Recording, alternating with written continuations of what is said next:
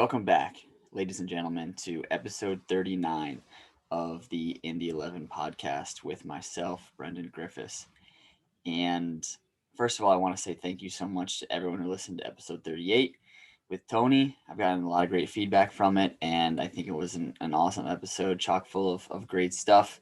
So if you haven't listened to that, I would encourage you to go back and check that out. Tony's currently the striker for a professional club in California called the Cal United Strikers, and we have a great episode talking about his career and some of the roadblocks he's hit in his career, how he got to the pro game, and what it really takes to get there. So definitely go check that out. And while I always say how much I'm proud of each and every episode I put out, because I would encourage anyone to go and listen to all 38 episodes if you're brand new to the podcast here. But this one that you're about to listen to, I am incredibly excited for and feel really honored that I was able to have a guest like this on the show and be able to share that with all of you, be able to share his story. I have another player for you this week. His name is Aramis Kouzine, and he has a tremendous story from playing in the States to going overseas and everything in between. And I don't want to spoil anything now, but I promise you will not be disappointed if you listen to this episode. It is a really, really great story. So thank you, all of you who have listened, have supported the podcast. And I am so grateful that I've been able to continue to do this and have these tremendous conversations week in and week out with some truly amazing and inspiring people. So without further ado, I will turn it on over to myself, Aramis. All right, ladies and gentlemen, we are back, episode 38. Today, another special guest in the 11 with us. We have Aramis Kouzine. And it was funny, before we got on to the episode here, we were talking just about, I think it's interesting how small the soccer world is, like, because I kind of had heard of you via Zach Sabatindira, who I know coached you and coached me as well. And he speaks very highly of you. And then also I coached your younger brother when I coached for a year when I was in Philly, Andre. And I think now that I think of it, if I'm not mistaken, there was one time when you were home and you were like a linesman for one of our games when we didn't have a ref. Yeah. I remember seeing you and Andre said something about, oh, my brother can do it. He's a ref, because, naturally in youth soccer in the States, it's like, okay, we don't have a ref. Like, what are we going to do? So it's cool how the soccer world is so small, like, especially as you go up and up and up. But thank you so much for being on, and I'm looking forward to this one. No, thank you for having me. And yeah, I think I made like $30 from just like standing there doing a terrible job on the sideline. Stand there to hold up a flag, you can't complain too much. Exactly. All right, so you originally born in Canada, right? But you grew up and had most of your youth career in the States? Yeah. So I was born in Canada. I was born in Toronto, but I really only lived there for about 10 months of my life. The rest of my time throughout basically my entire youth period was split between Moscow and Philadelphia. Okay. Moscow, Russia, that is, yeah. Okay. How many years did you live in Russia for? About 6.5, 7 years. Gotcha. And was that where you first were introduced to football, or was it first in the States? Yeah, it was first in Russia. So when I was young, I was actually like a basketball player. Like, I was obsessed with basketball. I was obsessed with Jordan, like as a kid, like as a baby even. And so when I went to Russia, I was actually playing at a really high level as like a 6, 7-year-old. I was playing a couple years up, like on the best basketball team in the country. So I was doing well, but I don't know, like all of my friends just played football and everything like that. So you just kind of sort of drift towards that. And then it just basically became then like my favorite thing to do. So yeah, that's interesting, because like, who knows if you've been in the States where basketball is so much bigger here, like, who knows where that career path would have led you. I actually went to kindergarten with Allen Iverson's son, and we'd play one-on-one together. Wow. So yeah, it was an interesting time. But yeah, I mean, basketball is like kind of what introduced me to sports, and then I didn't even know what football was until I moved to Russia. Like, I'm pretty sure like I had no clue that that's even a thing. Hmm. But yeah, I mean, it was good. Awesome. So then when you were in the States, did you live always kind of in the Philly area? Yeah, so I mean, I grew up like on like the main line, I guess is what it's called. It's like the main kind of, or not the main, but it's one of the big suburbs of Philadelphia. Hmm. Um, and I pretty much just always lived there. We had a house from the time I was, I don't know, about 8 years old there. That even while we were living in Russia, every summer we'd come back, visit. Um, I'd always go to like football camps in the area. I had a bunch of like old friends from the area, so yeah, pretty much just always there.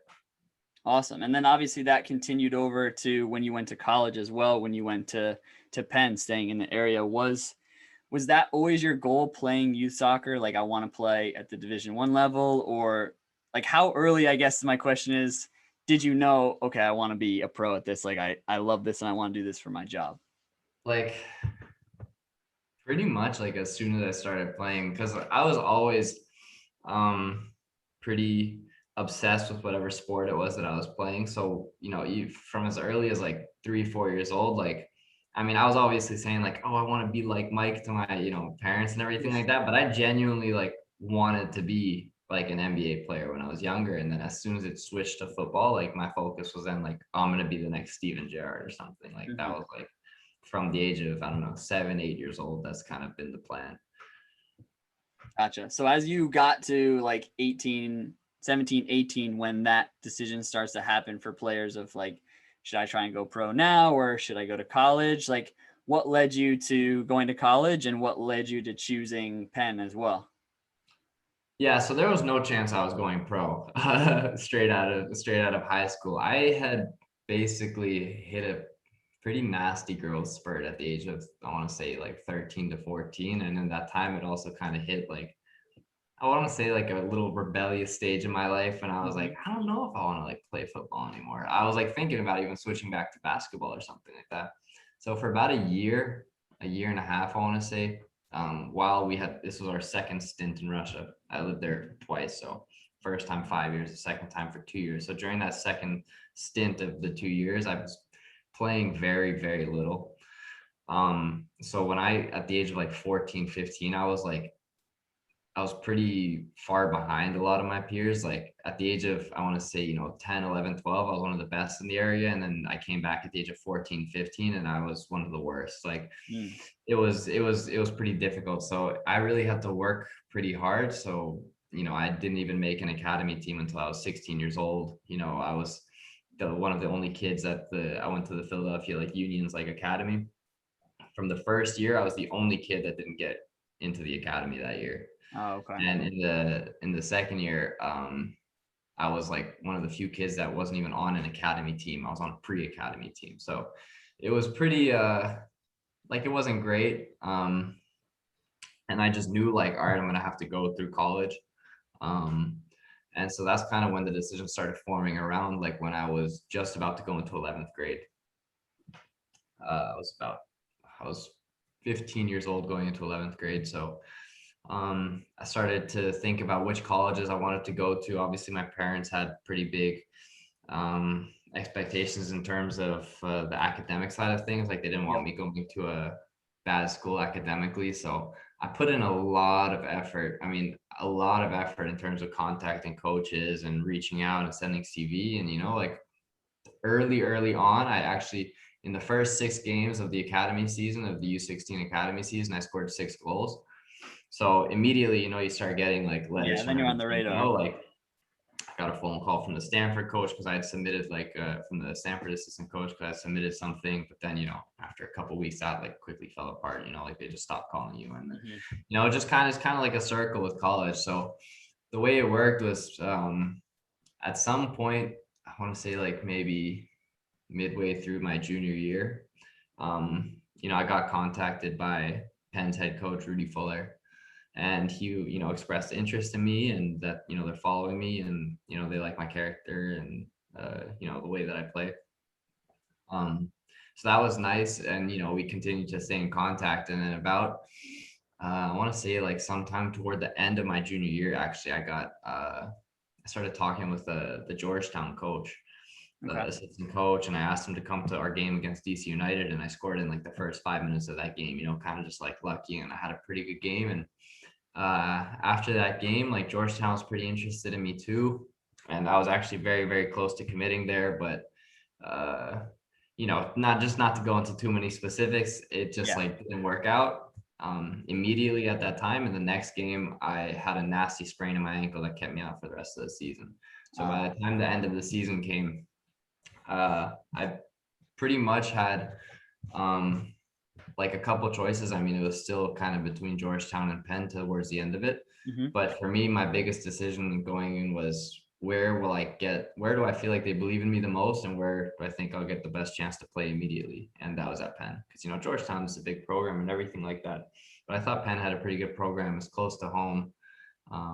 It's great academically, obviously. So I couldn't really go wrong with it, and I was able to play like right out of the gate. So that was the best thing. Yeah, absolutely. And in the brief time that I was a college coach, and when I talk to younger players, I think what you said is a lot of what I try and relay to players as well, is finding the things that are most important to you, and then picking the schools that kind of align with your values. Don't just pick the biggest name school because it's the biggest name school. If you really value playing time, or you value the academics, like, you have to find what's going to be a perfect fit, like for you and also for the coaching staff as well. And like you said, you want someone that's showing interest in you and believes in you. And, for someone like me who played at the Division II level, I can relate to what it takes to play soccer at a high level, but not at the same way as the Division I level. Like, how would you describe what it's like being at a Division I level? And not only that, being at an Ivy League where the academic piece is probably even more intense than anywhere else in the country. Yeah, I mean, to be honest, like, I'm not a big fan of college soccer, like, in general. No, I had a pretty like bad experience with it, I want to say, in that I never really like adapted well to the style of game that was there. I mean, college soccer, at least when I was playing, and the kinds of teams we were playing against, it felt a lot of the time like there was very little like actual football being played, and a lot more kind of like of an athletic game. So I really, really struggled that first season. I remember, like, I came in, I was 17. I was like 170 pounds soaking wet, even though I was, 6'2" and a half. So I'm just this like tall, but like skinny kind of kid. I had a little bit of pace on me. I had some good dribbling ability and, some finishing ability and everything, but I was just kind of like not ready for that kind of just condensed season, the intense preseason, like managing the academics with it, managing the social aspects. Like, it was really difficult for me. And to be honest, by like the end of that first season, I was like ready to like quit. I was like, I don't think like I'm able to like do this. But luckily I just took like the winter break kind of off. Oh, by the way, you asked about the academics. I should mention that I would say with Ivy Leagues, the hardest part is getting into the school. And once you're in, it's probably not much different than many other schools. I mean, I can't say I noticed. I mean, to be honest, like my 11th grade year at high school felt more difficult than my couple of years at Penn. Yeah, because you're prepping for everything and taking the SATs and all that. Yeah, exactly. But yeah, like I was lucky that I took that winter break, and I just completely I didn't touch a football for the entire month. I went up to like my cousin's cottage. We just snowboarded all winter, just had a good time, relaxed. And basically it just kind of reset my brain. It gave me the break that I needed. And I came back in that spring with kind of like a new motivation, a little bit of more confidence, I guess, a little more maturity. And I have to give a lot of credit to the assistant coach, who's now the head coach there, Coach Brian Gill. Because I mean, he and I had a conversation very, very early on. He asked me, he's like, what's your goal with this? And I'm like, listen, like I want to go pro. Like that's my goal. And he's like, all right, that's great. Like, did you go for a run this weekend? And I was like, no, I didn't go for a run this weekend. He's like, all right, well, you can sit there and you can tell me you want to go pro, and you can tell me you want to do big things, but none of it's going to work if you're not going to put the work in. And from that moment on, it's just like a switch in me just kind of flicked. And all of a sudden I'm doing insane amounts of extra work and all this stuff. And it really started to show in training sessions. Like I felt personally like I was starting to do really, really, really well during our trainings. And I was scoring, 3 to 4 to 5 goals, depending on the type of training and everything. And Mm-hmm. that spring was when I really started to feel like I made like a big leap, yeah, in my game. So it's interesting how you say, and maybe after the fall season, it almost seemed like you needed a break from the game because you felt like burnt out by it. And then by the time you were ending the year, you kind of felt rejuvenated again and feeling like you were flying kind of in the opposite Yeah. direction. Did that then lead? Did you continue and play your sophomore year? Or was that when you went over to Ukraine to kind of start the pro side of things? Yeah, so the story with Ukraine is actually so strange, and no one like really ever understands like how it happened. But I was basically starting to do really well in our training sessions, and I called my dad one day. I'm like, Dad, like I feel really good. Spring break is coming up. All my friends, they're planning to go, on vacations, they're going to Yep. Mexico, Miami, whatever on spring break. I'm like, is there any chance we can find any single team in Europe that I can go and train? It's like, I just want a team in Europe that I can train with. He's like, I don't know. Like, I don't know a team, but we can figure it out. So my dad calls my grandpa, who's from Ukraine, who at the time lived in Ukraine. Mm-hmm. Um, my grandpa doesn't know anyone naturally, so my grandpa starts asking around and happens to run into my dad's youth basketball coach. My grandpa explains to this guy like kind of like a little bit about my dad, talks about me a little bit, says, oh, I have this grandson, he plays football, he's looking for this team or whatever. And that guy goes, oh, I have a connection at this one club. He tell him to come over, we'll set it up, he can go and train. Mm-hmm.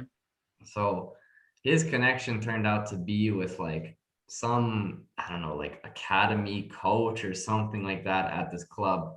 In any case, I show up in Ukraine during spring break, first day. The next morning, so I arrive at night. The next morning, the first team has a friendly game.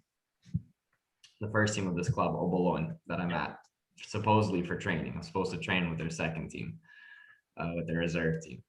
So we go to the game, and afterwards, my grandpa had the kind of this like way of talking with people, where he was very friendly, and people would just kind of open to him. So he starts talking with this one guy, and the guy mentions he's like the director of the club.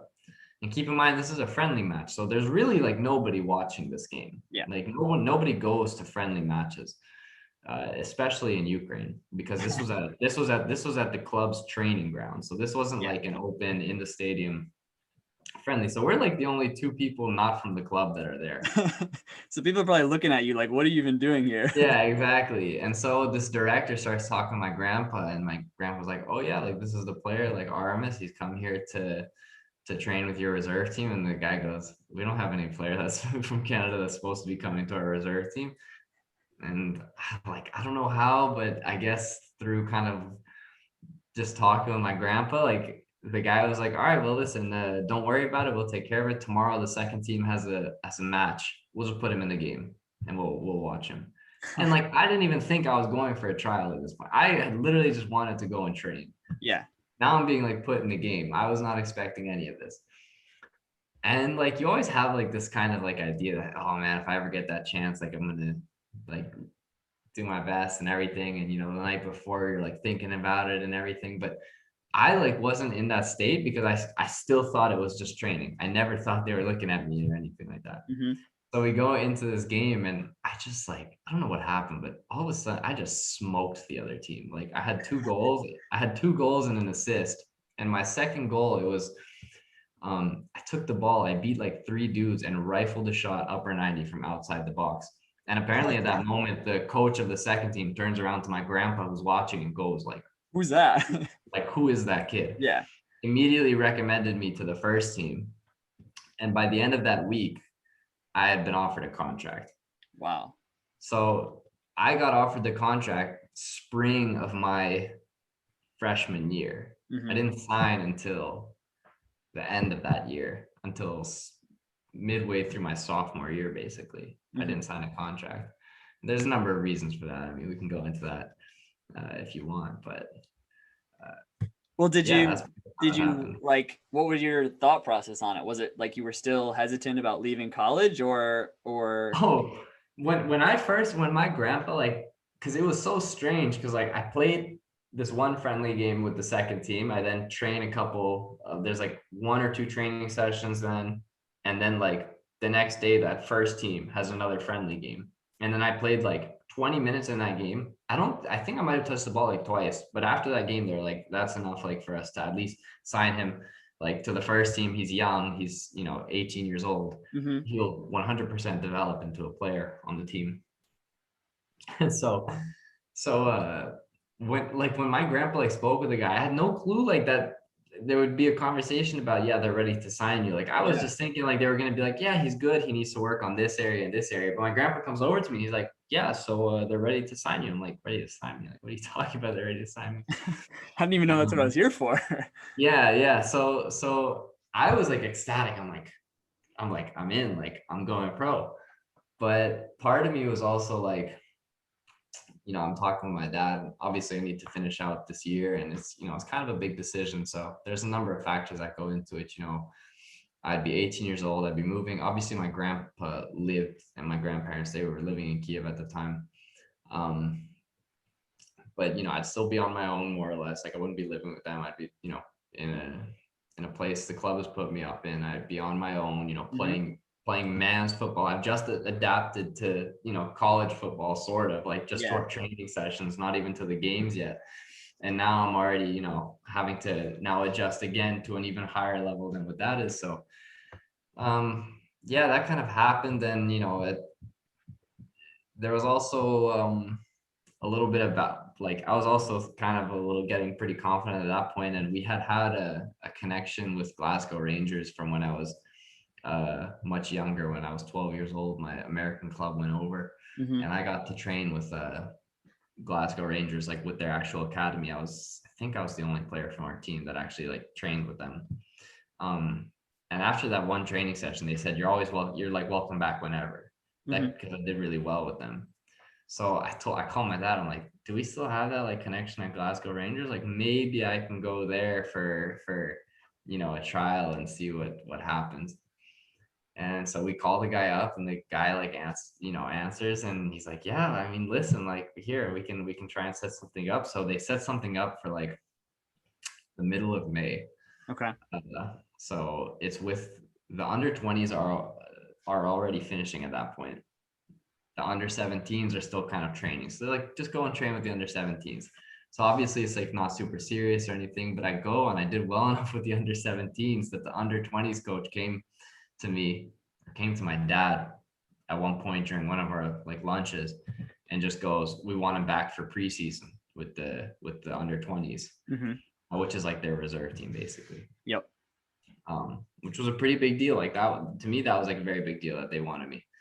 And I I came, and that week of July, I believe it was this week in July between my freshman and sophomore year. And I can honestly say I've never played that well, like in my entire life up to that point, like in a trial. I was on fire somehow, like every single training session, scoring goals. I was out doing, like, in my opinion, I was outscoring the other forward. I was outplaying him, like, and I had players on the team coming up to me asking me like, when am I going to sign? When am I going to sign? They thought like 100% I was going to sign. We go to the trial game, and I'm started as an attacking midfielder. And I didn't understand quite why, because they knew I was a center forward. Yep.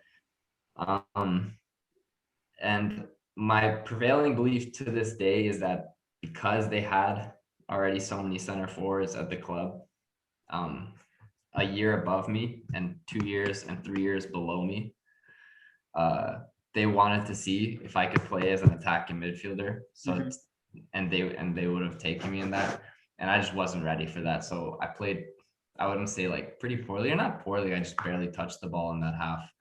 And then in the second half, I got moved to forward. I immediately got an assist, and then that was it. And then afterwards, they told me, they're like, listen, like, we really like you, but if we were to sign you, you're 18 years old already. That means you'd have to be close to a first team contract, which means we have to feel like you're already close to the first team level. And we just don't know if you're there, because we already have, some of these other younger forwards and an older forward that we feel would be, by the time they're your age, a little bit more prepared. I said, all right, that's fine, but they said, we really like you, we'll recommend you to all the other Scottish clubs in the area and whatnot. But after that experience, like again, like I got so much confidence, and I kind of at that point had decided that, I'd like to then go to Ukraine.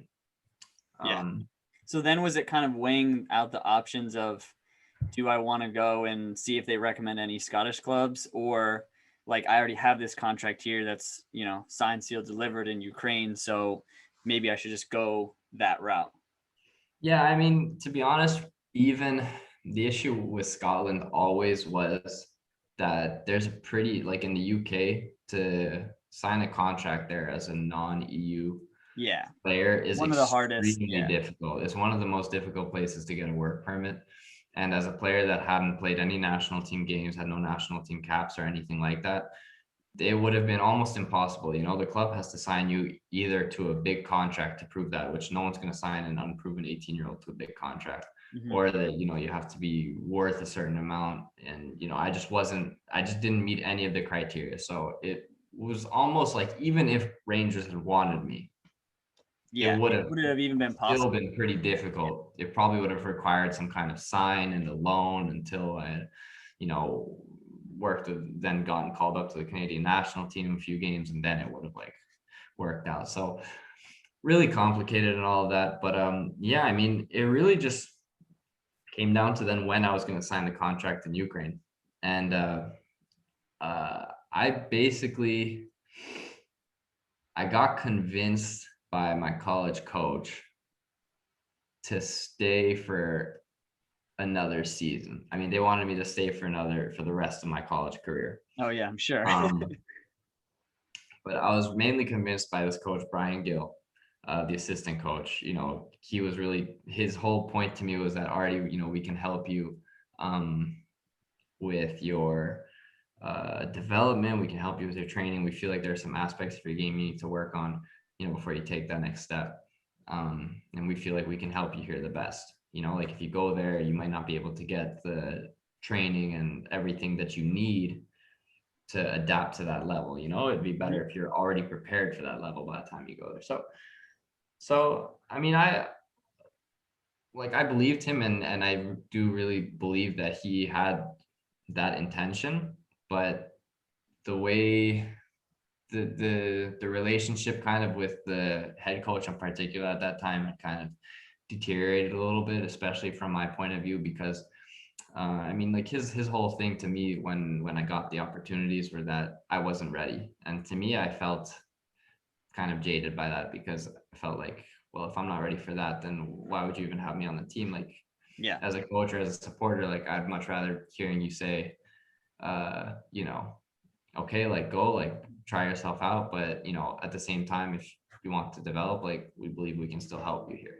And that's like again, like that was the approach the assistant coaches came to me with. And that's the main reason why I stayed. But I want to say like 4 games into I want to say it was like 4 or 5 games into that season of my sophomore year, I was just about done with it. Like, and so I basically made the decision to leave the team at the time.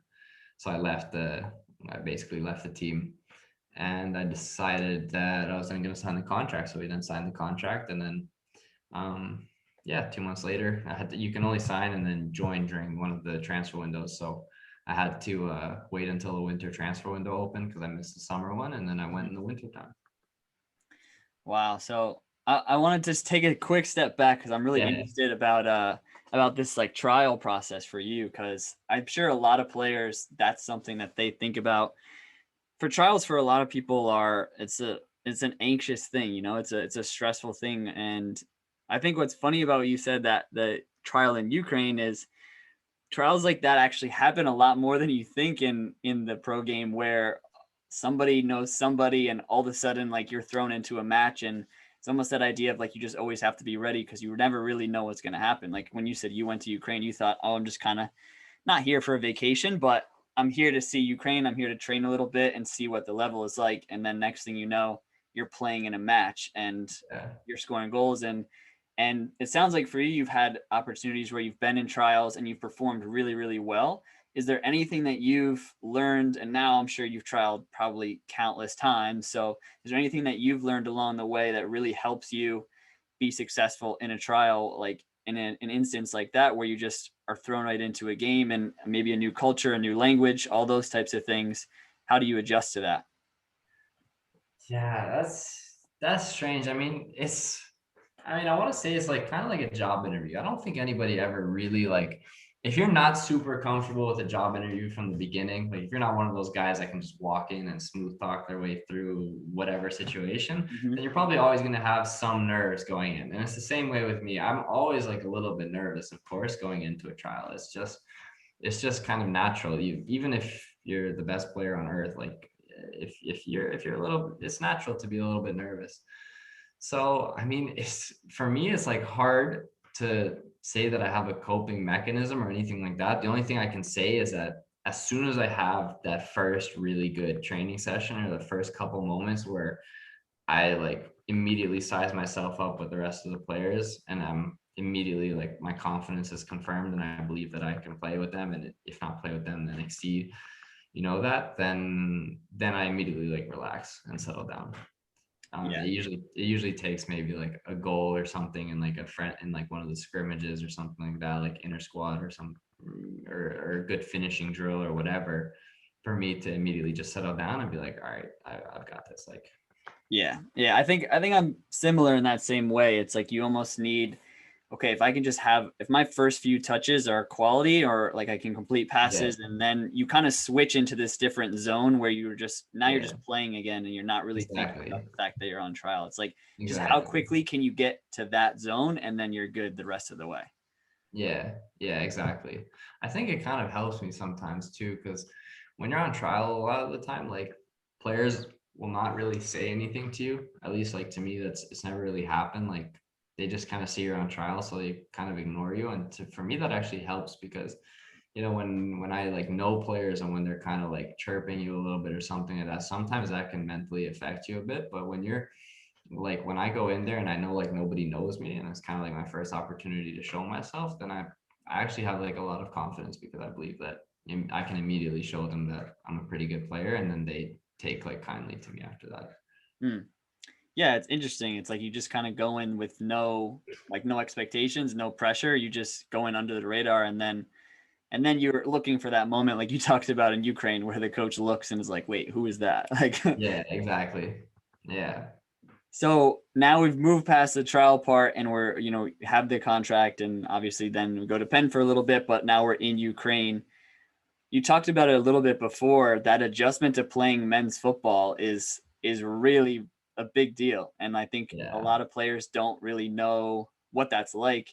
Was that the biggest thing, was just playing men's football, like that adjustment for you? Or what was No. that whole process like of adjusting to, now I'm living in Ukraine on my own and I'm playing pro?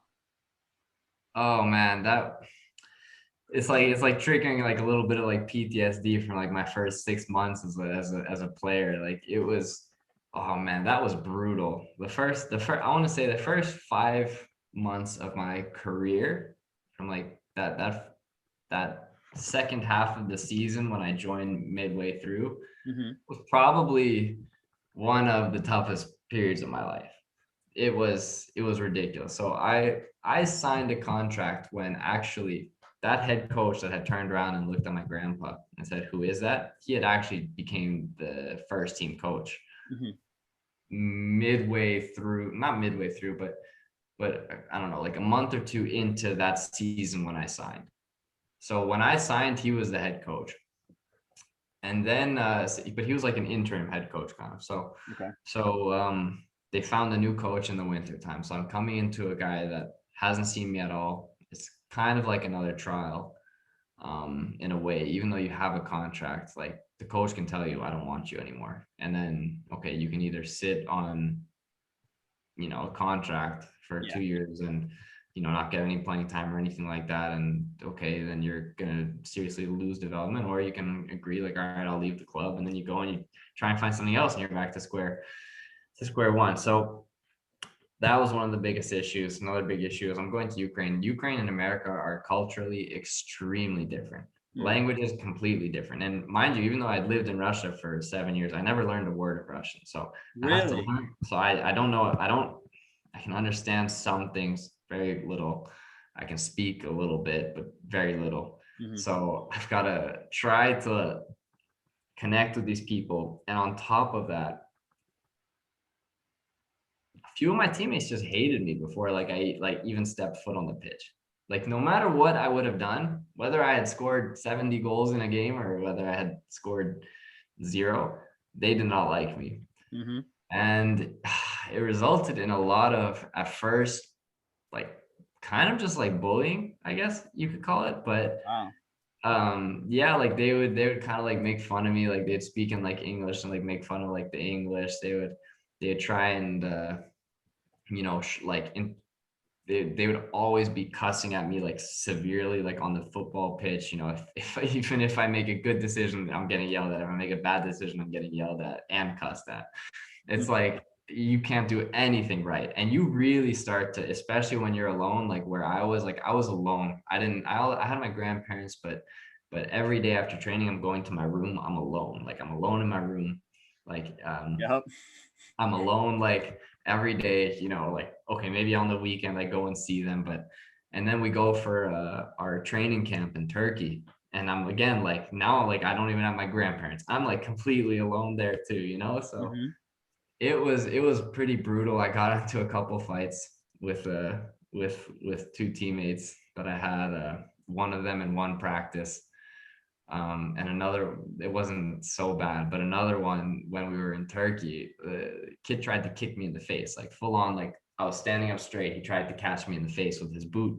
Jesus. And yeah, we ended up with like my shirt was torn completely in half, and his shirt was torn. Like it was, we had to be separated and everything like that. And it was just purely like I hadn't even really done anything like at that point. Like I've played maybe 2 friendly games with the team up to that point, and a handful of training sessions. So I remember like there was a lot of tears during those first 5 months, but I always kind of went back to my roots to just work really hard. So I'd wake up every morning, I'd go to the gym, I'd work out in the gym, we'd go to training, we'd train, I'd try and do any extra training that I could do. I'd work with like the goalkeeper coach, who was also a sports psychologist. So he and I would work together a lot, improving kind of my mental strength.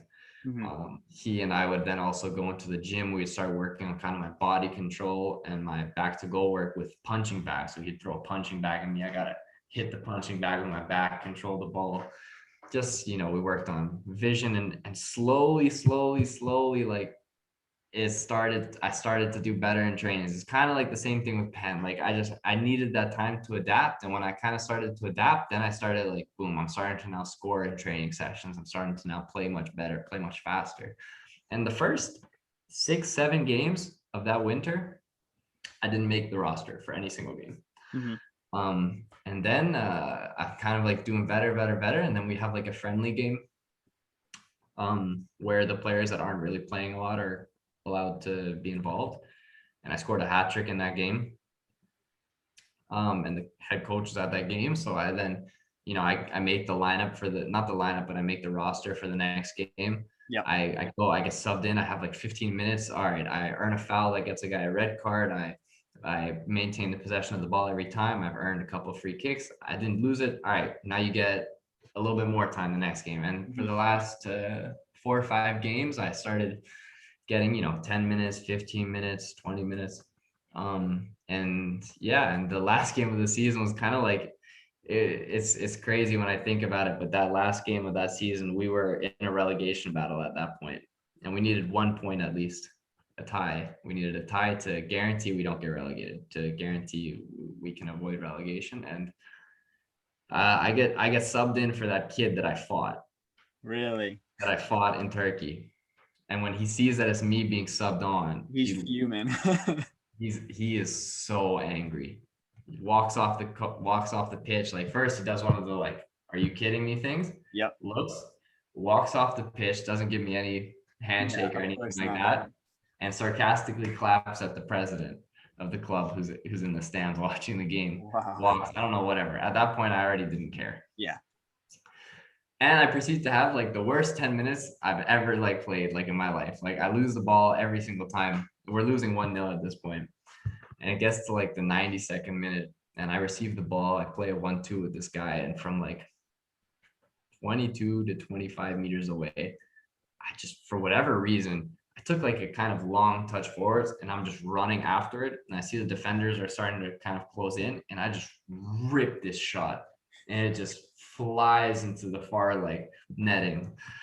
Goal, shirt comes off, the stadium's going Oh my crazy. I God. sprint to the corner. The head coach ran and tackled me too. Like the whole team ran and tackled me. And you know, we ended up tying that game 1-1 and avoiding the relegation. And so that was like that, yeah, that adaptation to that pro game was one of the most difficult I've ever, probably the most difficult thing I've ever gone through in my life, including the cancer. Yeah, I mean, listen, I can completely relate, and not to the degree that you had in Ukraine, but like I just talked about it on my podcast recently when I was in Denmark that you mentioned right off the top, like you go to training and then you come to your apartment and you're alone. Like, Yeah. and it's so much different, as you obviously know now in Denmark. The people are so friendly. Like most teams that you're a part Oh of, yeah. everyone is like nice and will be your friend, and so many people speak English and all that type of stuff. So I can't even imagine that other piece of it that you have where you're going to training and everyone's cussing you out in different languages and like you're getting into fights. Oh I didn't experience that, but that feeling of being alone and like being just so isolated, it's such a hard thing to go through as a person, and yeah. especially as an athlete when you're trying to perform at your best day in and day out. But I think to have that come full circle for you at the end, I can't even imagine what that must have felt like, not only to score that goal in that moment, of course right there it feels Yeah. fantastic, but for you to know like what the absolute hell the past 5 months have been like Yeah. for you to have that, I can't even, you probably couldn't even put it into words. No, yeah, I still like within three, maybe within like 2, 3 hours of that game, I had forgotten what had happened. Like I couldn't, it was such a zone kind of like you're in the zone when you scored and then you hit like this crazy shot of adrenaline. Yeah, you just I black reached out I basically. reached this crazy high. I blacked out like completely. I don't remember a single moment basically from that game. And so yeah, like it was so nice, and the best part about it was that the next day, or was it the next day or 2 days later at the team party, that kid that I had a fight with like came up to me, and right as he was leaving, he like kind of like he leans in my ear and he goes, "You're a good player." Like and I was like, all right, man, we got that squared away. So Yeah, we're good now. I'm curious though, just was there ever a moment in the earlier months in Ukraine where you were kind of like, because I know even we'll get to it later, but you've now been through cancer as well, and I'm sure that was a hell process to go through. But was there ever a moment where you were like, damn, like, do I really still want to keep doing this? Like, do I want to like keep putting myself through this?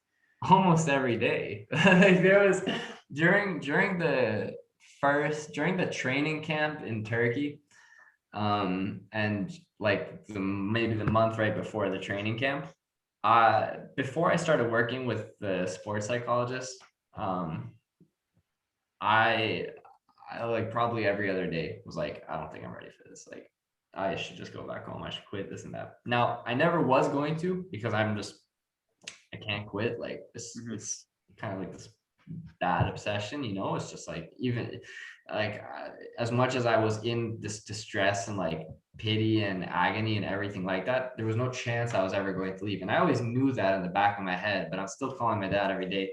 I want to go home. I want to go home. Like, you know, it's just, it kind of happens that way. But there was never really like, it was always in the back of my mind. I always knew I was going to stay. Like, there was no chance that I was going to, I finally get to the pro level, and then, and now I'm just, I'm going to quit. Like, no chance. Yeah, yeah, yeah. I think it's an interesting mindset that I think, and it sounds like just the way that you've described yourself in growing up, it almost like I think I have some of these tendencies too, but you kind of just go all in on whatever you're doing, and there's almost Yeah. no like escape plan. There's no plan B or anything. Yeah. I'm Ex- putting all my chips in the middle of the table, and yeah. we're just gonna go and see what happens here. What about you in Denmark? Like, did you ever have any moments kind of where you were like, I don't want to be here anymore. Like, I want to go home or something like that?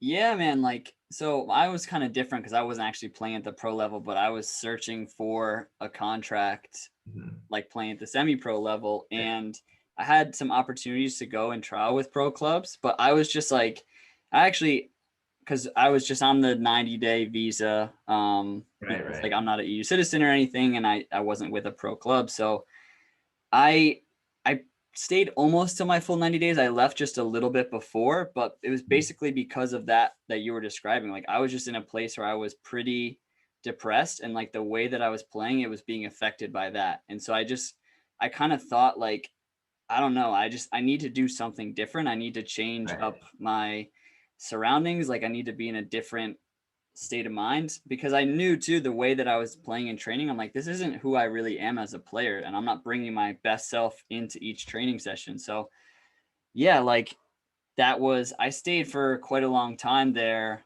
but I eventually left just because I was like, this just doesn't fit right. Like something isn't right. So, I don't know. I don't know if I would necessarily go back to Denmark, but it just taught me so much about the game and about that exact idea that you're talking about like just being alone. And I don't think people really get that when they think of the pro life, because they think it's this beautiful glamorous thing, and it's like, okay, but are you willing to sit in an apartment in Kiev, like, Yeah. for 5 months when it's freezing? Like that's kind It of wasn't the even price an to pay. apartment. It was a hotel room. It was a Really? hotel. They had a hotel basically, and that they like own. And I got like this little room with a bathroom. That's all I had. So I had like I had a like a single bed, like a twin bed, and I would just eat. I got lunch and dinner at the cafe, and then breakfast was on me. But I basically wouldn't eat breakfast because I was like so anxious during that time. I'd always be falling asleep at 3, 4 in the morning. Oh my So God. Were yeah, there so other players that were living there, or was it just? yeah, there were I want to say like 3 or 4 other players, although 2 of them quickly got told by the coach that like they're not wanted by like they're not needed and they can go. So then it was just like I want to say like 2 or 3 of us that were there. The Okay. rest of And the team. were they guys that you were friendly with, or not really? Like, Like yeah, like they on the when it comes to like the team and everything like that, like these were probably they were very like nice compared to many of the players. I mean, they were also younger guys. mhm. Um uh but one of them was just super quiet, like he really didn't say much. He would just kind of spend like a lot of his time with his girlfriend. And the other one, he and I guess were like a little bit closer, and he was kind of in a similar position to me. Like he wasn't really playing much. And from basically, he also really just didn't never make the lineup or anything like that. Okay. So did I you mean, stay on for a second year with this club then? yeah. So I was there for a year and a half. Um, that second year wasn't much better. There was other issues that are going on that I don't even. I'm not even really. I can't even go into the details of all of them, but Yeah. it was extremely like we got a new coach comes in, brings in a new forward immediately. Hmm. So that forward gets injured in the preseason. I managed to, the coach. I'm like the top goal scorer and the top like goals plus assists like by far in the preseason. We go into the first game like 45 minutes into like at halftime. I'm subbed out, and I wouldn't start a game for the next 9, 10 games. Wow. At various points, coach putting me in at right midfield, like left midfield, just places that they weren't even like putting me in there at training. Like I was communicating with them the whole time too. I'm like, if you guys want me to play wing, like put me in there during training. Like Yeah. don't put me as striker at training, and then like in the Yeah. game, all right, Aramis, go right mid. Like what am I supposed to do? Like Yeah. I have no training in this at all. I have no clue how to play here. So I would try and adapt, and I would try like my best, but I mean, it was that second year was pretty difficult until I want to say like the end of each half of the season was really good when I finally started getting my starts again. Because once I started, never lost my spot because we didn't lose. I think I only lost one game at the start of that season. And when I played, like I was doing really well. I was helping the team score goals, or I was scoring goals. And we were playing like some of the best teams. It just so happened to coincide during the times that I got to start. So my performances started to, especially towards the end of the season, in the last 4 games, I think I had, like, in the first 2 games I started after the winter break, I scored 2 goals and had an assist against the number 1 and like the number 3 team. So I mean, like that was that second year, like it's like you need like 10 hours and me to have like retired and gone to away write a for the game novel for on 10 it. years to like finally like go into the details of that season. That'll come out in like a book in 10 years or Yeah. something. So, but yeah, basically I stayed on for that year. You know, I was still improving significantly every single day. You know, as soon as I always notice this with my game. As soon as I stop doing extra training, extra work, I start to stagnate. And for me, like, that's the most important thing, is that I'm feeling confident. My confidence comes from my, like, the amount of training that I do. So as soon as I start to feel like I'm not doing well enough or something like that, I just up my trainings. I go to the gym more often. I go to the pitch more often. And so, yeah, that year was tough for me, but the more I started working, the more the results started paying off in training and then in games too. And did you also learn along the way, because I know you mentioned it back when you were at Penn and at maybe other points in your career as well, like, did you notice that you needed that extra training, that extra gym work, but then you also kind of needed times where in off season where you just completely disconnected from the game as well? Or did you, like, once you got to the pro level, there wasn't really that same need to do that? Yeah, so my ritual is that I give myself 5 to 7 days at the end of a season where I don't do anything, like no football. I get to chill. I can eat whatever I want. I can finally enjoy like some food, or, you know, like, you know, whatever, fast food, Yeah. whatever I want. I'll eat it for those 5 to 7 days. I'll relax for those 5 to 7 days. I'll play video games, whatever, see my cousins, see my friends. And once those 5 to 7 days are up, it's immediately back to, usually that'll be during like an off season. So that's when my preseason starts. So we start doing 2 to 3 days. Mm-hmm. But yeah, I definitely need, like, you know, about a week. I would say like a week a year, maybe a week and a half per year. So some 4 days one, 4 days another, like during the winter break and summer break, something like that. Yeah. I always felt like I needed that too, just because I feel like towards the end of a season, you get a little bit of burnout. Like, even if you're playing well or Oh, for think you're sure. playing well, like, you just, not that you ever get fully sick of soccer, but there's times where you're like, oh, I don't know. Yeah, I mean, for me, it's like, the reason why I take that time off is, first off, because during the season I take everything so seriously that Yeah. I don't really give myself the time to enjoy like normal life, I guess. I don't have the time to enjoy kind of just hanging out with people and not focusing on football 100% of the time. Mm-hmm.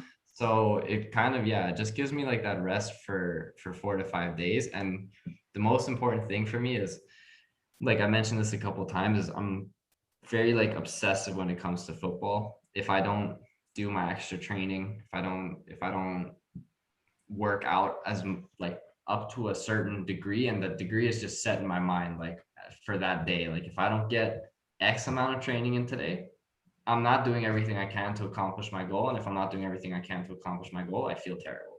Yeah. um like I feel horrible. And so because of that, I can sometimes, and a lot of the time, actually put a lot of stress on myself. So it's nice to take 4 to 5 days where I cannot work out and also be relaxed, knowing like this isn't affecting me or anything. This is part of your plan.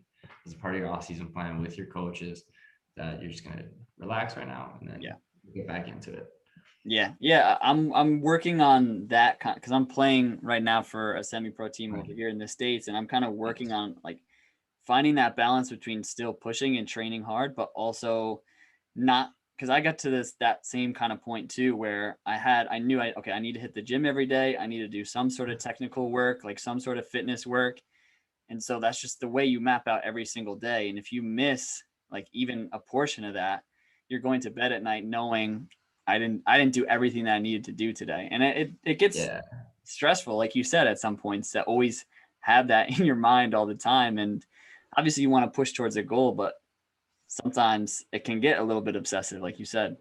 Yeah, I mean, a big issue, and part of the reason, I mean, we'll definitely get into this at some point, but I feel like really one of the biggest reasons why I ended up getting cancer was because of the significant stress that I put on myself throughout my years of football Mm-hmm. to constantly need to improve and reach a new level all the time.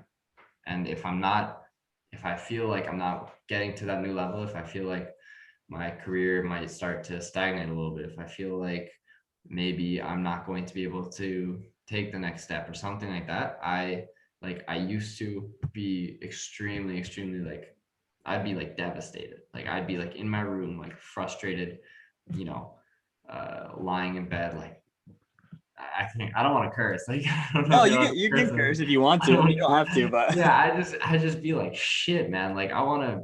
Like I need to be improving. I need to be progressing. So yeah, like it's really important to make sure that you're taking the time to. And you know what, that's one of the things about like living in the apartment and living in these like rooms kind of by yourself, is that you have nothing to do but to think about football.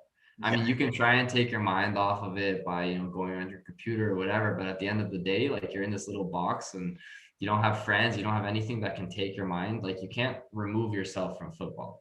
I'm glad that, especially during that second year while I was in Ukraine, at my club Ovalon, during that second season, that I was able to make friends and get out of kind of like the typical um, like football world that I was in. I was yeah, able to, you know, go into the real world and enjoy and, you know, go to a coffee, like a cafe, and just chill and have some coffee and just chat about stuff that isn't related to football. yeah, So yeah. It's 100% what I realized was maybe kind of my downfall in Denmark was like I would describe to people what my days were, and even though you're doing these other activities to try and take your right. mind off of football, it's like you're still just with yourself the whole time. And I always Yeah. say to people, like, if you're not cool, like with yourself, like if you have some like demons or you got some shit going on, like you're gonna find out real quick because you're gonna have to Yeah, face it. And exactly. you're riding this roller coaster where football is your one thing. Football is what you're pouring everything into. And you come home from a training session where you performed great and you feel like $1,000,000, or you come home from the worst Yeah. training session of The your worst life and community. you're like, Yeah. what am I doing? Like, Yes, exactly. and Exactly. so I'm telling people, I'm like, yeah, well, like I go for walks or a bike ride or whatever, go into the city, like just try and do things, but you're still always thinking about it and it doesn't stop. Exactly. And that part where you can go and meet somebody and just go, like you said, go to a coffee shop or just do anything and talk about anything that's not football, it's like Yeah. so necessary to try and maintain your sanity. Yeah. For sure. For sure. So we've obviously hinted at it a couple times here, but so now at this point, after your year and a half at Ukraine or in Ukraine, you're in Denmark. And then how long were you in Denmark before you started to have some issues with your health and you started to realize some things weren't right? Actually, I was in Ukraine for another 6 months. So I was on one team in the first division for a year and a half. Okay. And then I ended up signing with the team in the Premier League and in the top league of Ukraine for another 6 months. Um, but with that club, it really just kind of, it was a really good experience for me, a really good opportunity training wise. And but I just like I was competing with like too much, I guess. Like my forward counterpart was the guy that had just won Ukraine the under 20 World Cup.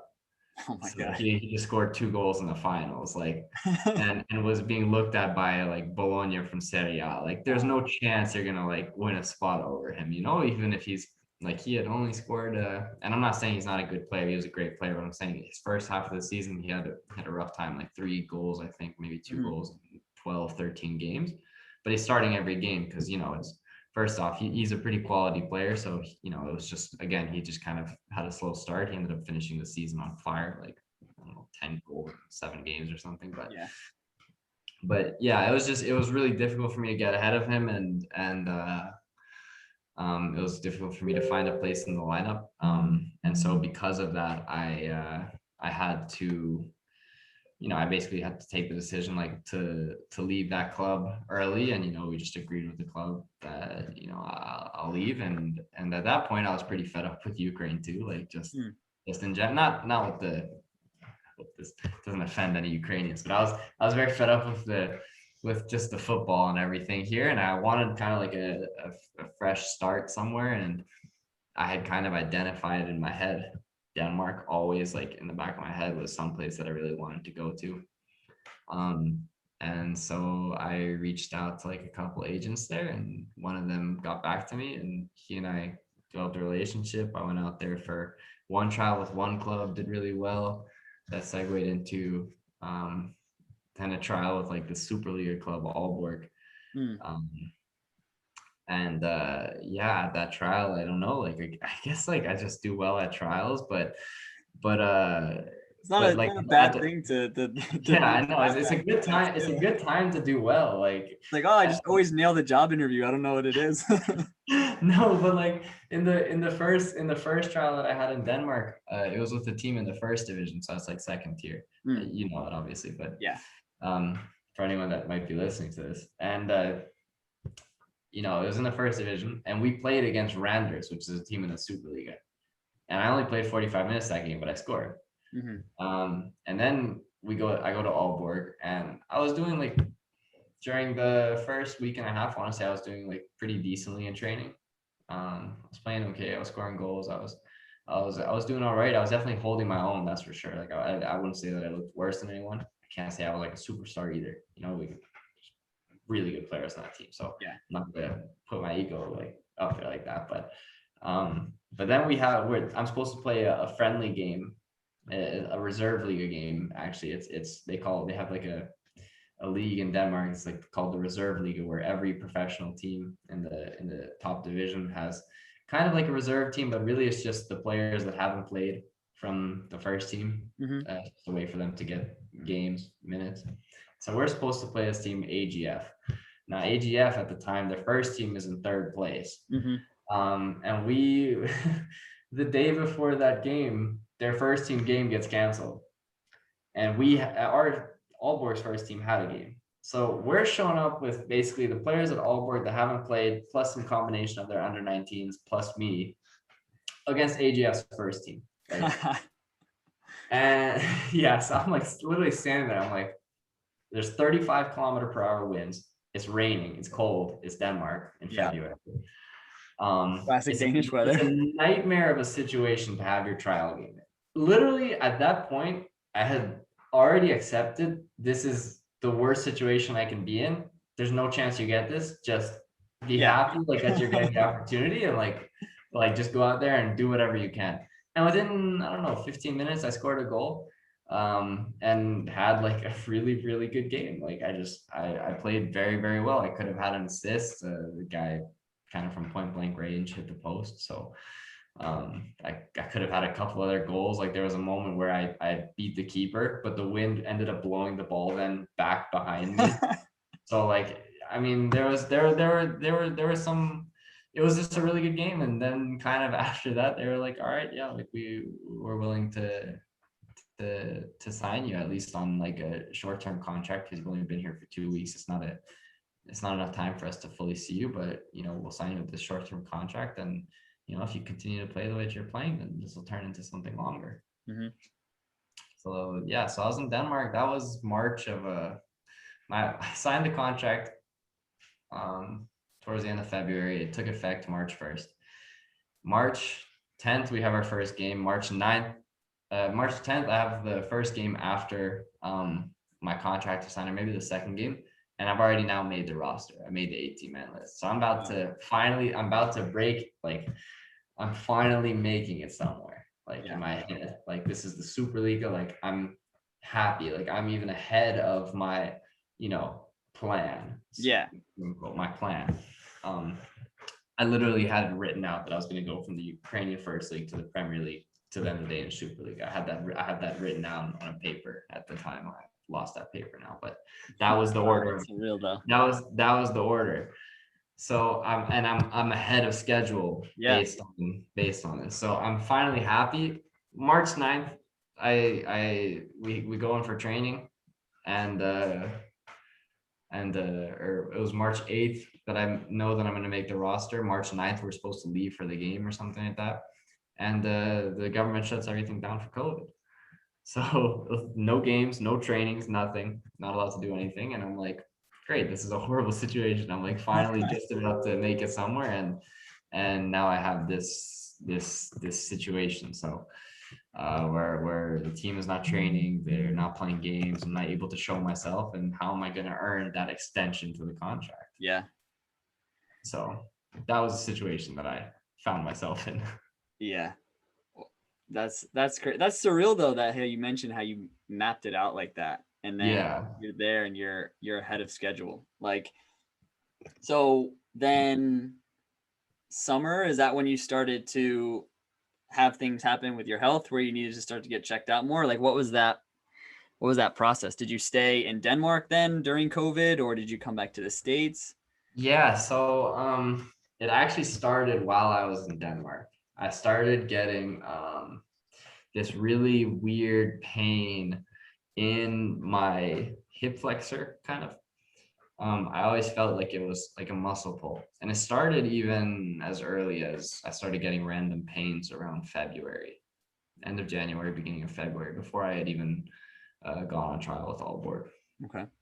And we go, like, it would happen maybe once a week where I'd like walk into training and I'd just have this insane pain in my leg, and I'm like, what is going on? Like, why do I have this crazy pain? And then about 10 15 minutes into training, you hit the adrenaline rush, it goes away, and then after training's done, it's gone, it's completely gone. And I'd be like, like, that's kind of strange, but yeah, I mean, if it's not hurting anymore, it's not a problem then. So we go into this COVID break, and I start, during the COVID break, I'm working out like crazy. Like, I'm doing just crazy amounts of running, crazy amounts of fitness, crazy amounts of ball work. Not a ton of finishing, because, like, again, I'm having this kind of like hip flexor pain. So I'm just mainly doing like a lot of, keeping myself in shape and everything like that. And literally, like, right before the team comes back together, I'm walking around. I was staying with a host family at the time because they lived right next to the training ground. It was easy. I didn't know if I'd be there past the summertime. Yeah. So, and I'm in their like kitchen, and I just start taking a couple steps towards the stairs, and I feel like a sharp pain in my leg, like a pain that I had felt before when I had pulled my hip flexor. And I was like, fuck, like, but I was like, fuck, like, this is terrible.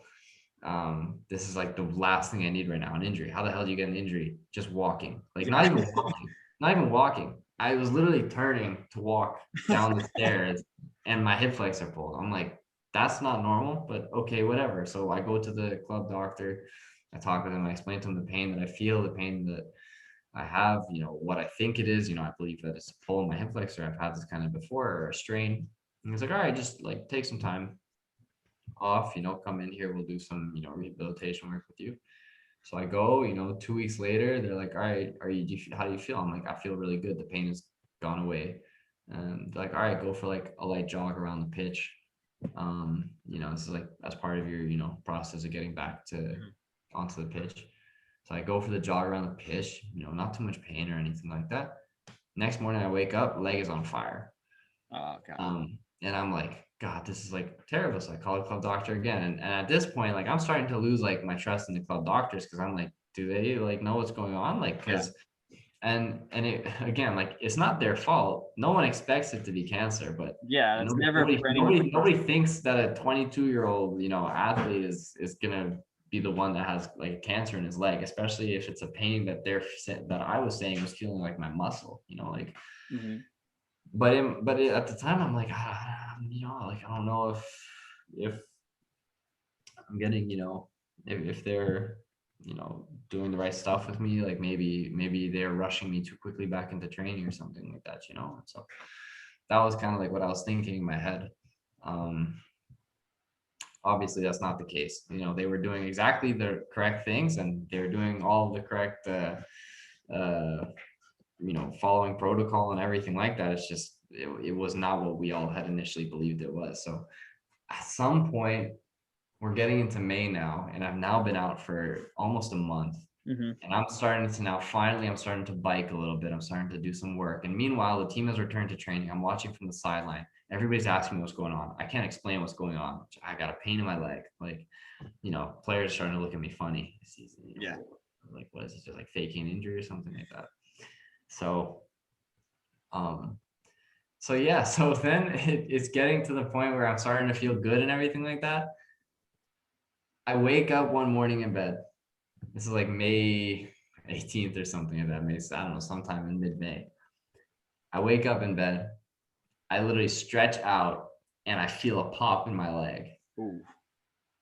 And I'm like, and in that second, I'm like, first off, your season is done. No chance you're returning to play. The second thing, I was like, I have to get back to the States. I gotta see my like doctor and my physical therapist that I always work with. You know, I trust him. I know he'll, you know, find me the right doctor to go to and this and that. So I go, I talk with the coach, I talk with the club doctor. I'm like, can you guys please give me a second MRI? He's like, you know, and they were like kind of hesitant to give me a second MRI because, you know, I had just gotten one at the beginning of May, but I was like, please, like, I promise, like, I feel like this one's kind of different. Like, it's not the same, that I had before. So, you know, thankfully the club doctor, was really nice, and he got me a second MRI. So I took the second MRI, and then went straight home, like with the images on like a USB, just went straight back to the US. You know, agreed with the club. You know, I spoke with the head coach, and the head coach was like, listen, you have to understand. And the head coach, Jakob Fries, he's not the head coach anymore. I love that guy. Like, that's the best coach in my entire professional career, like, that I've ever had. Even though I never played a single game under him, the belief that he put into me and the way that he like kind of made me feel on the pitch and off the pitch, just extremely comfortable and confident all the time. Best coach that I've ever had. But yeah, you know, he told me, he's like, listen, the only reason that you're not getting an extension to the contract is just because you've been unlucky. Like, that's it. You have to understand, like, you've been good enough. Like you've been good enough, and you have the ability. It's just, you've just been unlucky with this injury now, and you know, that's the only reason. But you know, if anybody, yeah. But anyway, so I go back to the US. I don't want to drag this out too long, but I go back to the US, and I go to my physical therapist. He goes, you know, meet with this doctor. He specializes with what is it called? With ultrasounds. Okay. And he also does kind of like certain needling techniques, and also like certain kind of injections, like special injections. Like, he's very good with that kind of stuff. So I go to see him, and he's the first person that told me the problem's not in your muscle, the problem's in your bone. And at this point, if I put even any amount of weight on my leg that isn't normal for walking, if I put even a little bit of acceleration, like into it, a little bit of juice, it shoots with pain that I have for the next 4 days. Ooh. So he was the first one to tell me, listen, your issue is not with your muscle, actually, it's your bone. Your bone has an issue. And I was like, my bone has an issue. And even in my head, I'm like, there's no way this guy knows what he's talking about. It's my bone. But he had taken numbing, like a medicine, and injected it into my leg so that my muscles would numb, and I was still experiencing pain. He's like, it's 100% your muscle, your bone, because on the ultrasound, I don't see any muscle issues. And apparently he actually had a suspicion that it was cancer, but he didn't tell me about that. Yeah. So then, you know, I go through one more doctor. We do like a PET scan or something like that, a CT scan. And all of a sudden, this thing that was visible on that second MRI that I got on my bone, you can see this kind of half of the bone, maybe a third of the bone is is a different color, like in this one little spot. Um, and now in the PET scan, or what was the CAT scan, I don't remember which one it was. One of those scans we do, they see now for sure that there's like something there. They tell me, oh, it seems like it's a non-cancerous tumor. It's a benign tumor, so we'll do a biopsy, and we'll get rid of it, and that we'll ablate it, and that'll be it. I'm like, great. That's this little thing has been the problem. This non-cancerous tumor, great, like perfect. I have the date of the biopsy. I go into the hospital, and literally right before I'm wheeled into the room where they're gonna do the biopsy and supposedly burn this benign tumor off, the radiologist comes up to me, who's going to perform it, and goes, by the way, we're not entirely sure that this is a benign tumor. So we're going to do the biopsy. We'll get the initial cell results back. And if it is that, then we'll go ahead and burn it off. And if not, then I'm not going to touch it any further, and we'll wait for the results. Jesus. So I go in, they put me under. And when I woke up, like it was like straight out of a movie or like a video game where you're the first person, they've just like woken up for a long time, and you're looking around, you're trying to figure out like where you are, what's going on, like you're kind of like blinking slowly. And I was just outside of the operating room and had this horrible, like, I knew they hadn't, somehow in my head, I knew they hadn't burned it off. I was like, there's still something in there, like whatever it is that they did, the results came back that was not a benign tumor. I wasn't initially thinking cancer, but I was like, whatever it is bad. Like that was my feeling. And I'm like looking around, and I'm like asking, like I didn't even take like a few seconds. I was already like, what's going on? Like, did they do it? Did they do it? Like I'm asking the first nurse. She's like, hold on, like I'm gonna wheel you upstairs. Like the doctor will come and talk to you. And from that moment, basically right before the doctor stepped into the room to tell me that I had cancer, I had this intuition that it was cancer. And then he then kind of broke it to my mom and I in like end of June, I want to say. So man, I mean, I'm sure it's you've probably talked about it so much at this point, or maybe you haven't, I'm not sure, but what, like, could you even put yourself into that mindset of like when they first say that? What is it shock? Is it surprise? Is it like, what even when you hear that word of like you have cancer, how what's the first feeling that rushes over you? Shit, I'm not able to play football anymore. Like the first thing, like I didn't even no, but to be honest, like I was pretty chill actually. Like I was pretty calm first off, because like I said, like I had this intuition that it was going to be cancer. So when he said it to me, it just kind of confirmed what I was thinking. My mom immediately like started crying, and to be honest, like as messed up as it sounds, like I kind of started like laughing a little bit. I was like, I was just like, well, shit, like this is my luck. I immediately started making like, like jokes to my mom, like they're gonna have to like lose my leg. I'm like, this, I'm gonna have to get. I'm like, can I get like a peg or something like that? Like, peg, like I don't want to go like give me like something bionic. Like I don't know. I was just joking and messing around, and I genuinely was like, that's how I was feeling. Like I wasn't really worried about it or anything. I mean, I pretty quickly, like within, I want to say the first 30 seconds, came to terms with like my life and potential death, I guess. And it was like, all right, like this is a possibility. Like, you've come. The thing I was most pissed about was I was like, I always had this dream of playing for Liverpool one day. So I was like, you haven't gotten there yet. That's, but you were on the path to it. So you can be happy with that. And, like the worst situation for me was like, if I had to lose my leg, I was like, what kind of quality of life do I really have if I've lost my leg now? So when I found out that I wasn't gonna have to lose my leg, I was pretty happy about that. Yeah, I'd say so. It's like, it's kind of like a silver lining, but I can't say that I was ever upset, that I was ever like distraught, that I was ever shocked. I had it, and I was like, I gotta deal with this now. Man, that's crazy. I mean, I think for someone like you as an athlete, and other people that are athletes can understand that mindset of just like, I'm okay, like you threw something else in the ring for me, like now I'm gonna fight this battle. But what was like, because like I said in the top of the episode, I've learned a lot about you because Zach always talks about you. Like he raves about you, and he's like, yeah, like I'm on the phone with this kid, and he's like, I have cancer, but then he's talking to me about how he's trying to get back into the Canadian national team like in a few months and stuff, and he's not even like really addressing the fact of I have cancer, and Yeah, that's why I'm so happy I was able to have you on today because I think it just goes to show that athlete mentality is some people may call it crazy, but it's so different than a normal person. For you to have a doctor look at you and say, you have cancer, and your first thought is just, like like you said, you're almost yeah, laughing, and you're like, okay, this is just another thing that's been thrown in front of me that I'm gonna have to yeah. navigate. Like that's so rare. You know what I mean?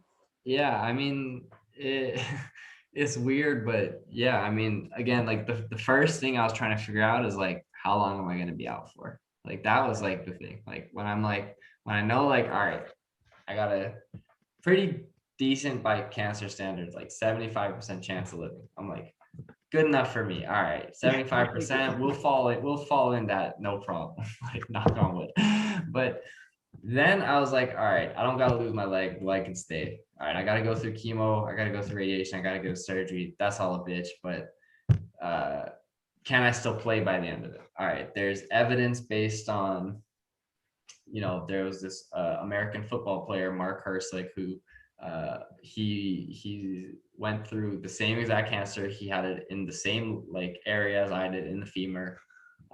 He was in college. He was a projected like NFL draft pick. He gets the cancer his junior year when he's like a complete stud, or maybe just going into his senior year. Finds out about it, like takes a year off, heals up, goes back, plays his senior year of college football, makes it onto the New York Giants, wins the Super Bowl. Mm-hmm. I'm like, all right, there's evidence that this has been done. I can do that. Now I just got to figure out the timeline. All right, the timeline is like if I have 12 rounds of chemo, I have 31 days of radiation, I got just 2 weeks between each round, it's 24 weeks of surgery. I'm like, all right, I can be back by this date. That's the date I'm giving myself. And from that point on, like I was just motivated every single day. I'm like counting down to that day when I can get back, like to training, to playing. That's it. Like I'm like, to me, cancer is like an injury that I'm treating. Like it's not a life or death situation. Obviously it can become that, but I've already accepted that, like that it's life or death. So it's really not a significant thing. The next thing is like, all right, I'm gonna beat this thing. That's not a question. Is how long till I can get back? What do I gotta do? All right, let's take it one day at a time, but working towards this goal. Yeah, So it's so interesting. It sounds like you almost took the exact same mindset that you had about your training and then just applied it to like this different, not lifestyle, but different way of going about each of your days. Like when you woke up every day when you were training, you knew, okay, I need to get gym work in, I need to get like finishing work in today, or I need to get fitness in today. And then it just changed. Like now, okay, I just need to get radiation today. And yeah, then like I need to, I don't know, go for a walk or something. Like I need to take these small steps to just get me back to yeah. where I was before when I was training. Yeah. Yeah, exactly. Like for me, the worst part about the cancer was just the fact that I wasn't allowed to run or do anything with my legs that's in any way load bearing. Mm-hmm. I had to walk with a cane for like the first 2 months. That like really pissed me off. It's just like the worst things for me was like, for example, if I was like, if cancer's in my arm, then I'm still playing. Like I will Yeah. literally play. Like I don't care that I have chemo. Like all right, give me 3 days and I'm good. Like I'll be out there playing. But I also always like accepted the fact that I'm blessed that it wasn't my leg because I was able to find it so quickly. Mm-hmm. I never really like held any frustration or anything like that towards it. Just take it one day at a time and exactly. I mean, not to say that chemo isn't a bitch. Chemo's a bitch. It's not fun, that's for sure. So Yeah, yeah, I can't but I can't even imagine. But it sounds like with the positive mindset that you have, and I know we've maybe touched on it a little bit before air, but also throughout the episode, were there any positives that you took from it? Like I know you mentioned it kind of made you look at your life and the way you were going about training and realize like, okay, I maybe I stressed myself to the point of this, and maybe I need to to adjust. And I know you also said you were with your family for so long and you guys were all kind of bunkered down in the house, which Yeah. I'm sure had its days where you were like, holy shit, when are we getting out of here? But there's Yeah. a lot of good in that too, you know, to have that type of time with your family when you've been all around the world for so long, and to have that time with them. Like, were those some of the positives, or were there any other positives that you were able to draw from the situation?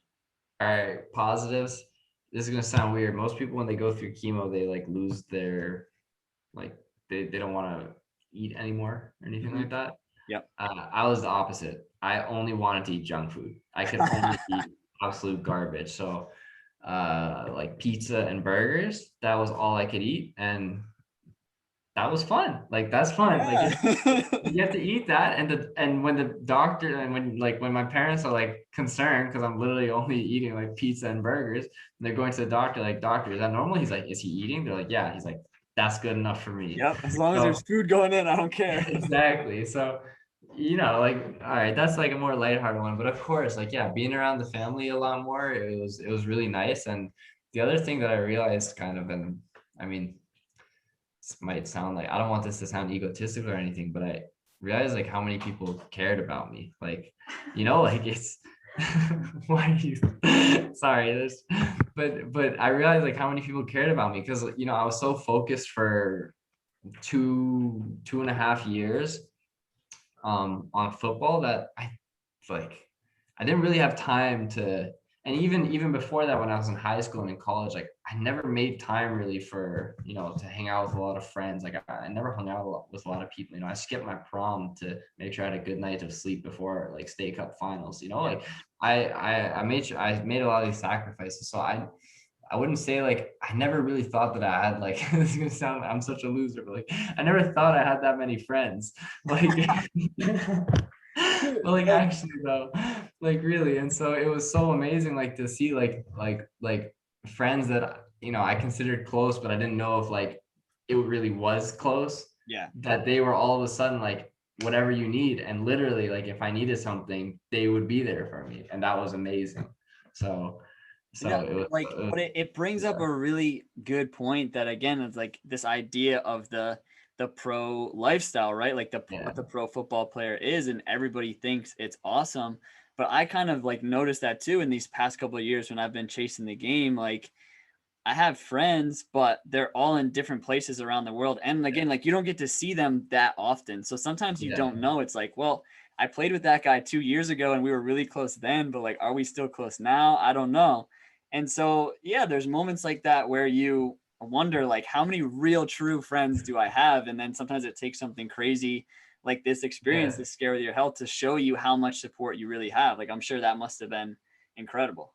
Yeah, it was really amazing. And one of like the most touching moments for me was when I was watching a game from my old team here, Obolon, in Ukraine, and the captain scores like this insane goal. He scored from like half or something like that, just this crazy shot. And he ran, and I'm watching this game just totally like he had just messaged me like a couple of days before that or something like that, and I was like, I'm gonna watch your game, Hmm. keep it up. Like I'm rooting for you guys. Hope you guys like win promotion. And he scores his goal, runs to the sideline. The camera like zooms in on him running to the sideline, and he holds up a jersey with my name on the back, Oh, like no. my old jersey basically. And he like held it up to the camera. And then like a couple weeks later in the mail, I get like this signed jersey from everyone on the team. So that was really like special. Yeah, man, that's such an incredible moment, especially to not be Yeah. expecting that either, and then to just see that. Yeah, not at all. It was really, that was a really nice moment. So I was really happy. I mean, yeah, like it was crazy the amount of support that I had. I always say like to everyone around me, it was relatively like easy for me to go through everything. Like, it was probably more difficult for my family, Mhm. for everyone around me than it was actually for me, just because I had all of this support. I had all of this like confidence and everything that everyone was giving me. So yeah. Man. So how are you feeling now? Like, where are you at in the process? Like, what's going on? Yeah, like so I had a surgery back in February because of the radiation. on the leg that makes your bone brittle. So you're at risk of fracture just from walking around after a couple of years. So they have to put a titanium rod in your leg. So I'm now like bionic. I got this metal in my leg basically. Well, you And might have that picked it up that in the beginning. You got to turn into Iron Man. that's what I'm saying, yeah. And so I had to rehab from that. That was really difficult because when I woke up from that operation, all of my muscles had squeezed so tightly around the bone as like basically a protective measure because there's like an invasion into the body that I couldn't flex it. There was zero muscle. You could poke it and it was like jello. Wow. There was just nothing there, and it was excruciatingly painful for a very, very long time. Like I would be sleeping and I would wake up at 2 in the morning, then I wake up at 4 in the morning, then I wake up at 6 in the morning. Like I cannot sleep. My leg is in so much pain. Mm-hmm. So that was a difficult, like I want to say, period because I was very frustrated like at the time because I thought that I'd be able to be back sooner. Like again, like I had this plan kind of, but then I also had to remind myself, like, listen, like frustration at these sorts of things is what got you here in the first place. Well, at least in my head is what got me here in the first place. So it's like, relax, take it day by day.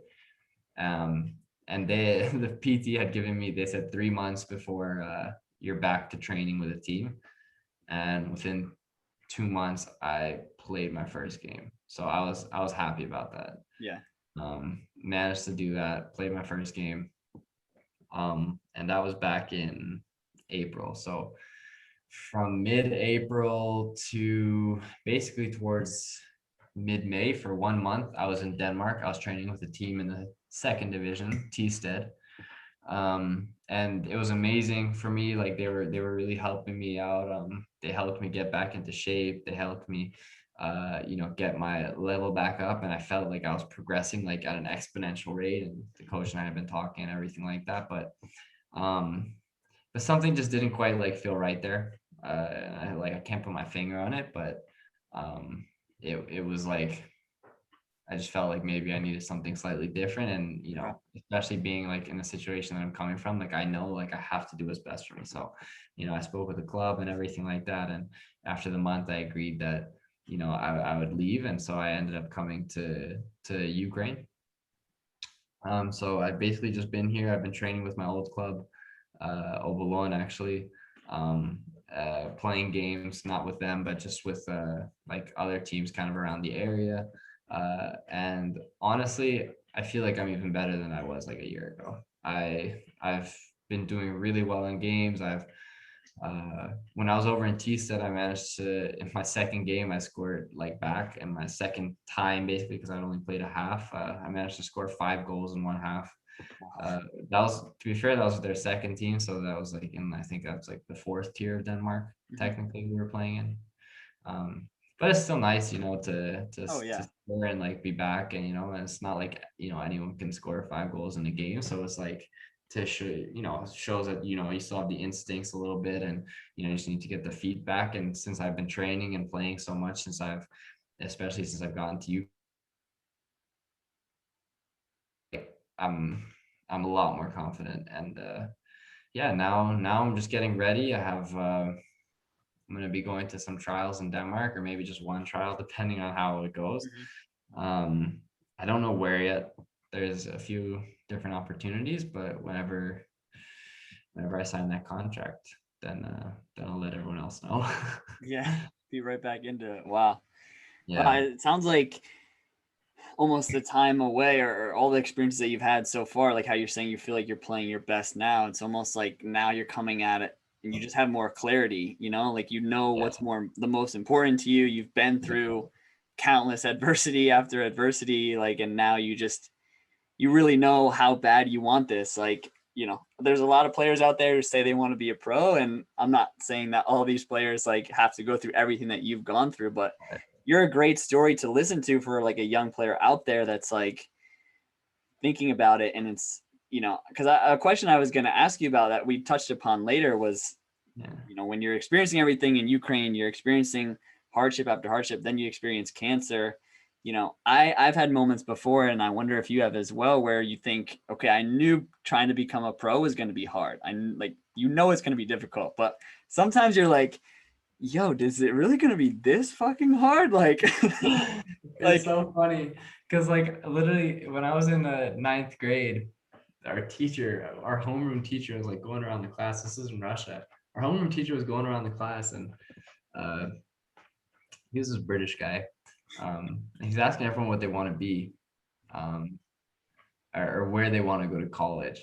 And my answer to him was, if I don't go professional with football, then I want to go, I don't know where, Stanford or Princeton. I think I said like, way in over my head. And he's like, okay, talks to the rest of the class, and then after class asks me to stay and goes like, listen, I have a cousin who like plays in whatever. I don't remember the conversation word for it. The only thing I remember him saying was that being a professional footballer is fucking difficult. Yeah. Like it is not fun necessarily. Like it can be fun, but when you're not Messi or like Ronaldo, when you're not, on that straight path to sorry, I'm not saying they had a straight path, but I'm saying when you're there and you've made it, that's different than when you're on the way to making it, or struggling to make it. It's very different. And there's a lot of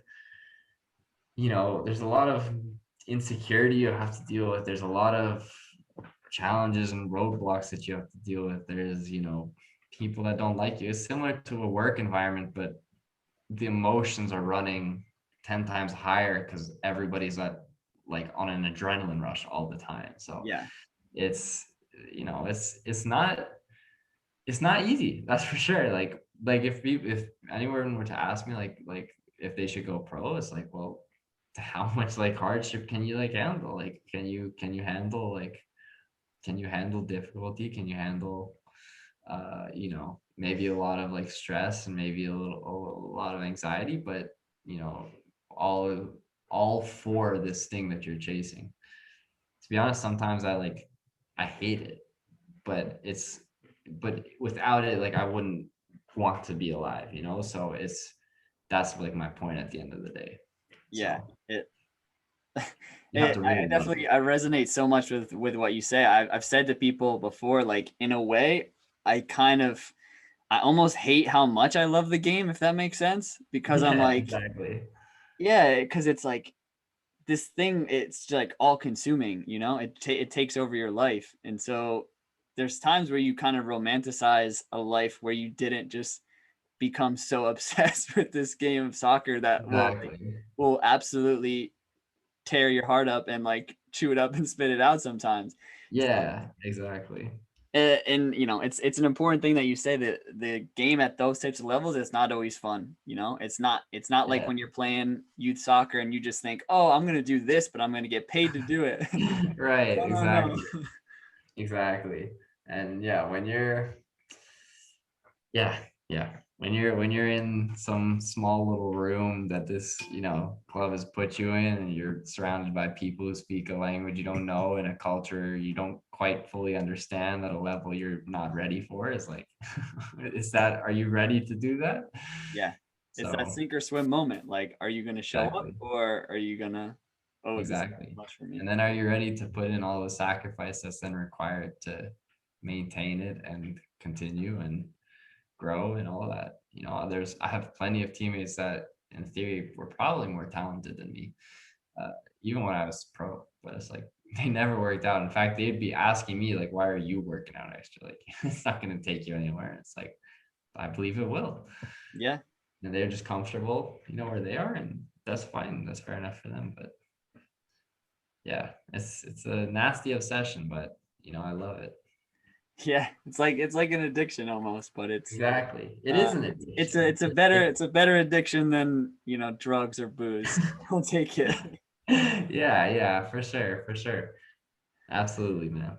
Oh man, I mean, I'm sure we could talk for hours and hours, but I don't want to keep you forever. But again, I appreciate you coming on and sharing your story. I think for anyone who's listened, they can definitely pick a piece or two out and carry it with them if they're in the game of football or, they're just a fan or anything like that. But, we're definitely have a fan in me as well. And I'm looking forward to see where you sign next and can't wait to see you back out on the pitch. And again, thank you so much for coming on.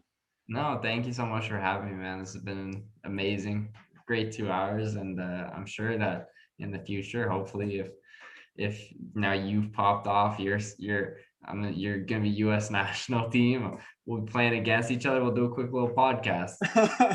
Yeah, a little pregame, postgame type thing. A little pregame, postgame podcast, exactly. All right, man. Thank you so much for being on. Thank you to all those who are out there listening.